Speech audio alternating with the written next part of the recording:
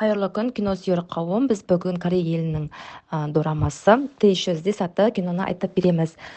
Біз бүгін осы кедей қыз бен бай жігіттің арасындағы махаббатты айтатын боламын. Бұл кинода нәзік махаббат пен таза шынайы сезім туралы айтылады. Бұл жерде Юцин деген мектеп оқушы қыз мама папасымен бірге басқа бір ауданға көшіп барады. Сол ауданда өте жақсы оқитын ең үздік мектепке осы қызды береді. Бірақ ол қыз өзі өте кедей болады. Сонда да осы жалғыз түйір қыз болғасын жақсы оқысын деп осы қызды осы мектепке береді. Бұл мектепте кілең байдың балалары мен байдың қыздары оқиды. Бұл жерде Хуа деген қызбен ғана дос болады, өйткені ол да кедейдің қызы болады. Одан кейін мектепке бара жатқанда бір жігіт мотоциклмен бұл қызға су шашып кетеді. Сол кезде қыз Ютин жынданып жігітке айғайлай бастайды. Ол жігіттің аты Чен болады. Ол байдың танымал бизнесменнің баласы болып табылады. Ол жігіт осы қызға үнемі тиісе береді, үнемі көрген сайын. Және бұл екеуі де бір сыныпта оқиды. Қыз алғашқы партада отырса, жігіт Чен дәл сол қыздың артындағы партада отырады. Және ол қыздың сумкасын алып жоғарыға көтеріп онымен ойнай бастайды. Сол кезде қыз да қайтып беруін сұрайды. Сол кезде жігіт одан сайын сөмкесін көтергенде осы қыздың жеке гигиеналық заты жерге түсіп кетеді. Сонда қыз ұялғанынан сыртқа шығып кетеді. Ал Джен қатты істеген ісі үшін қатты ұялып кешірім сұрайды. Және одан кейін қыз бен екеуі үнемі сыныпта бірге отырады, артында отырады, үнемі қызды бақылап жүреді, Ютинді. Сол кезде бақылау жұмысы болып жатады. Ютин математикадан өте қатты жақсы білмейді, және Чен оған көмектеседі. Және ол Чен математикада өте жоғарғы деңгейде өте жақсы білгендіктен осы Ютинге үнемі көмектесіп, шатырға шығып, екеуі бірге кездесіп, сабақ оқып жүреді. Және сол кезде Ютиннің математикадан үлгерімі өте жақсара бастайды. Шатырға шығып, осы жігітке рахметін айтады. Одан кейін келесі күні Чен сабаққа келеді. 4-5 күн бойы қыз сабаққа келмейді, үнемі осы қызды күтеді, бірақ сабаққа келмейді. Одан кейін Хуа деген қыздан қайда екенін сұрайды. Сол кезде ол жатақханаға енді ғана келгенін көреді. Жігіт қызға қарай жатақханаға жүгіре жөнеледі. Сол кезде не болғанын сұрап, қыздың папасы ауыр науқаспен ауырып қайтыс болғанын айтады. Одан кейін 1-тоқсан бітеді, бітіру кеші болып, үлкен бір кеш болады. Сол кезде қыз әдемі көйлегін киіп, осы кешке келеді. Ал Чен екеуі әдемі би билеп, екеуі бірге үйіне қайтады.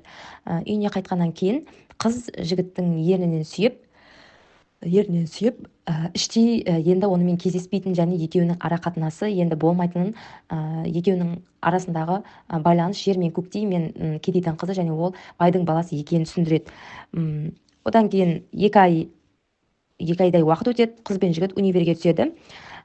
Ютин өзі универге түскен жерде Хуан деген бір жігітпен танысып, сонымен жақсы сөйлесіп жүреді. Сол кезде Чен келіп, қызға Ютинге келіп, сонымен сөйлесе бастайды. Сол кезде Хуан да келеді. Хуан осы Ченмен кездесіп жүргенін, жігіт екенін айтады. Сол кезде Чен де оның жақсы көретін және онымен кездесіп жүргенін ол да айтады. Сол уақытта храмға Чен Чен екеуі храмға барады, екеуі бірге уақыт өткізіп, параққа тілектерін жазады. Чен өзінің тілегін жазып, көрсетпей, сол жерге қойып кетеді. Одан кейін сырттай ол екеуін Хуан қыздың жігіті, яғни универдегі жігіті бақылап тұрады, қызғаныш сезімі ояна бастайды. Одан кейін Чен кітапханаға барады. Кітапханаға барғаннан кейін Хуан оған андай ренішін білдіреді. Оған жігіттің ренжігенін біліп, ол қайтадан қонақ үйге барып, жігітке барып, бірге бола алмайтынын айтады. Одан кейін оқу аяқталады, қыз ауылға қайтады. Сол кезде мамасы басқа еркекпен үйленетін қызға айтады. Сол кезде қыз өзі келісімін беріп, бақытты болғанын қалайды. Одан кейін көшеде кетіп бара жатқанда Ченді көреді. Чен айтады, мен саған диплом алғаннан кейін осы жақтан жақсы жұмыс тауып беруін айтады, жұмыс тауып беремін деді. Бірақ оған қыз келіспей, Шанхай деген басқа қалаға кетеді. Бірақ кейін Чен оған звондап, кері қайтуын сұрап, неге менің өтінішімді орындамайсың, неге кетіп бара жатырсың деп ренжиді. Одан кейін қыз да қайтадан елге оралады. Сол кезде екеуі кездесіп құшақтасады. Одан кейін жігіт қызға айтады, менің қарындасым үйленейін деп жатыр, екеуміз бірге тойға барайық дейді. Қыз екеуі әдемі бутиктерден киініп, қызға әдемі көйлек алып беріп, екеуі тойға барады. Тойға барғанда баяғы жігіті Хуан күйеу жігіт болып шығады. Ана жігіттің қарындасының күйеуі осы Хуан болып шығады.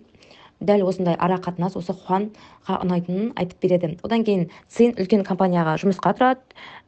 Одан кейін бір күні өгей әкесі келіп осы қызға айтады, үлкен көлемде қыздан ақша сұрайды, өйткені қыздың шешесі ауыр науқаспен ауырып жатады. Қыздан ақша өтінеді, өйткені оның ақшасы жоқ екенін айтып, осы қыздан ақша сұрайды. Бірақ қыз ондай үлкен көлемде ақша таба алмай, бір-екі досына хабарласып, олар да беруінен бас тартады. Одан кейін Ченнен сұрауға ұялып, баяғы жігіті Хуаннан сұрайды. Хуан ақша береді, кейін Чен қыздың анасы ауырып жатқанын біліп, оған ақша ұсынады. Сол кезде қыз одан Хуаннан сұрағанын айтады. Жігіт қатты жынданып, Хуанға барып, осы ақшаны бетіне лақтырады. Кейін Чен қызға ашуланып клубқа барып арақ іше бастайды, ал артынан Цин барып одан кешірім сұрау үшін артынан клубқа барады. Сол кезде әдейі Чен қызғандыру үшін басқа қызды құшақтай бастайды, ал қыз болса қатты ашуланып кетіп қалады. Одан кейін ара қатынастары үзіліп, Чен басқа елге, компанияны басқаруға басқа елге кетеді, ал қыз осы жақта өзінің жұмысын жалғастыра бастайды. Қыз одан кейін жігітті сағына бастайды, кейін өзінің бірге жүрген жерлерін аралап күнде жүреді. Одан кейін екеуі бірге барған храмға барып отырған кезде баяғы Чен жазған тілек парағын тауып алады. Сол кезде Чен өзінің осы қызға ғашық екенін, үнемі бірге болуын сұрайды. Сол кезде қыз жылап, оның да жігітке ғашық екенін түсініп, бірге болуын қалап, осы жігіттің артынан Нью-Йорк қаласына барады. Сол кезде осы Нью-Йоркқа барып, бір компанияға, Ченнің басқарып отырған компаниясына барып, Ченмен кездесуге кетеді.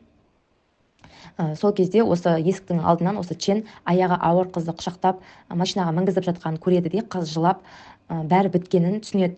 Сол кезде үлкен ғимараттың үстіне мініп Юцин жылап тұрады. Сол кезде жігіт, сен бұнда неғып жүрсің деп қасына Чен келеді. Ченге қыз айтады, мен саған келдім, сені жақсы көретінімді түсіндім деп қыз ақтала бастайды, және осында сен үшін келгенін, және аяғы ауыр қызды құшақтап кетіп бара жатқанын көрдім деп қыз жылай бастайды. Сол кезде Чен ол аяғы ауыр қыз дос баласының келіншегі екенін, оған көмек беріп жүргенін айтады, және екеуі қатты құшақтасып бірге болады, және екеуі айырылмастай ғашықтар болып үнемі бірге болады.